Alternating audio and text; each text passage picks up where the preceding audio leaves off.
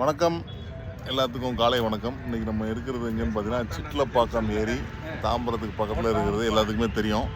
So அதை நேற்று அஃபீஷியலாக மக்கள் பயன்பாட்டுக்கு திறந்து விட்ருக்காங்க. ஸோ நம்மளோட ஒரு சிறப்பு விருந்தினர் நம்ம ஊர்லேருந்து வந்திருக்காங்க. ஐயா எழுத்தாளர், வரலாற்று ஆய்வாளர், தாமிரபரணி நாயகர் திரு முத்தாலங்குறிச்சி காமராஜ் அவர்கள்.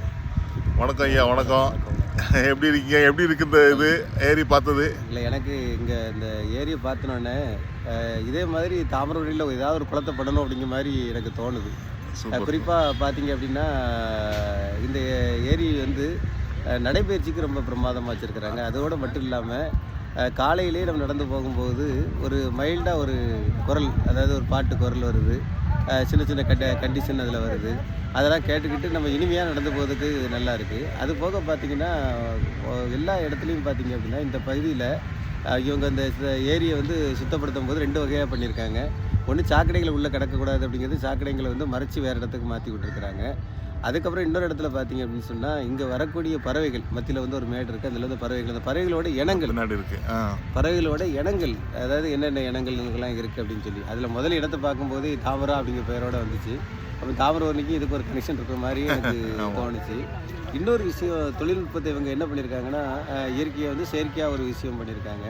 தண்ணி வடிகால் ஒரு ரோட்டுக்கு உள்ள கூடி போய் அடுத்த ஏரிக்கு போகிற மாதிரி பண்ணியிருக்கிறாங்க. உண்மையிலே இதெல்லாம் பார்க்கறதுக்கு ரொம்ப சிறப்பாக அழகாக இருக்குது. உண்மையிலே சங்கரமணி ஐயாவுக்கு நன்றி சொல்லணும். நன்றி, உங்களுக்கு தான் நன்றி. காலையிலேயே கொண்டு இதை காட்டினார். இதில் நாங்கள் ஒரு மரங்களாக பார்த்துட்டு போனோம். பார்த்தீங்கன்னா வில்லுவமும் இருக்குது. அதை பார்த்தீங்கன்னா அது அப்படி பார்த்துட்டே இருக்கும்போது நிறையா மரங்கள், அந்த 7 இலை அப்படின்னு சொல்லி ஒரு இது பார்த்தா அதில் பார்த்து நாங்கள் உள்ளே போய் பார்த்தா அதில் 7 இலை இருந்தது. அபூர்வ மரங்கள், நிறைய மரங்கள், அதாவது மகிழம் அப்படிங்கக்கூடிய அந்த மாம்பூ, மகிழம் பூ அப்படின்னு சொல்லி பாடக்கூடிய அந்த மகிழம் பூ உள்ள அந்த மரத்தை இங்கே வச்சுருக்கிறாங்க. அதே மாதிரி பார்த்தீங்கன்னா இந்த படி விழும் அப்படின்னு சொல்லி ஒரு மரம், படி வாகை அப்படின்னு, வாகையில் பல வகை இருக்குல்ல, அதில் பனி வாகை அப்படிங்கிற ஒரு மரத்தை வச்சுருக்காங்க. அதாவது அபூர்வ மரங்கள் கிட்டத்தட்ட எனக்கு நான் என்னென்ன வகையில் ஒரு 20-30க்கும் மேற்பட்ட மரங்கள், அபூர்வ மரங்களை வச்சுருக்கிறாங்க. இதெல்லாம் வளரும் போது இன்னும் கொஞ்சம் நல்லா இருக்கும். இது நேற்று தான் இதை திறந்தாங்க அப்படின்னு சொன்னாங்க. ஆனால் அதற்கு முன்னாடி இதோட பணி நடந்திருக்கணும். எனக்கு கிட்டத்தட்ட இது ஒரு 4-5 வருடமாக இதில் பணி நடந்திருக்கும். அந்த அளவுக்கு இது தெரியுது. நம்ம பெரிய அளவில் இதில் வேலை நடந்திருக்கு.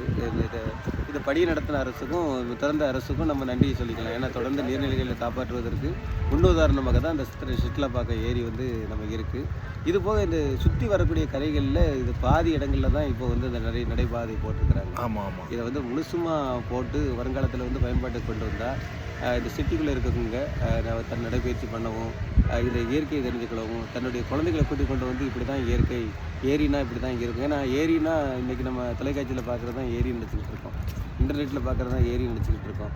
ஏரியை பற்றி புரிதல், பயம் எதுவுமே இல்லாமல் இருக்கும். அப்போ அந்த குழந்தைகளுக்கு காலையிலே கொண்டு காட்டுறதுக்கு ஒரு வாய்ப்பாக இருக்கும். ஐயா கூட சொன்னாப்புல, நம்ம குடும்பத்தோடு இங்கே வருவோம், ரசிச்சுட்டு போவோம் அப்படின்னு சொன்னாப்புல. அதெல்லாம் நினச்சி பார்க்கும்போது நல்லா இருக்குது. ஒரு சிட்டிக்குள்ளே, அதாவது தாம்பரத்துக்கு பக்கத்தில், குரம்பேட்டை பக்கத்தில் இப்படி ஒரு ஏரி இருக்கிறது ஆச்சரியமாக இருந்தது. காலையிலே கண்டிப்பாக இங்கே நடைபயிற்சி போகணும், இதை நீங்கள் பார்க்கணும்னு சொல்லி கூப்பிட்டு வந்தேன் நம்மளுடைய சங்கரையாவுக்கும் முதல்ல நன்றியை தெரிவித்துக் கொள்கிறேன். ஏரியை பாருங்கள், நிச்சயம் தாமிரபரணி இதை மாதிரி ஆக்கணும். தாமிரபரணியில் இருக்கக்கூடிய உடையார்பட்டியை இப்போ நம்ம நெல்லை மாவட்ட ஆட்சித்தலைவர் எடுத்து எஸ்ரோ நிறுவனம் மூலமாக அதை பண்ணிக்கிட்டு இருக்காங்க. அதையும் விரைவில் இந்த மாதிரி நம்ம நடைபாதைக்குரிய இடமா மாற்றணும். அந்த மாற்றும் போது நம்ம நிச்சயம் அதை மாடலாக வச்சு நிறைய பண்ணுறதுக்கு வாய்ப்பு இருக்குது. இந்த நல்ல வாய்ப்பை தந்த எல்லோருக்கும் நன்றி தெரிவித்து நன்றி நன்றி நன்றி நன்றி. வணக்கம் ஐயா. நன்றி ஐயா.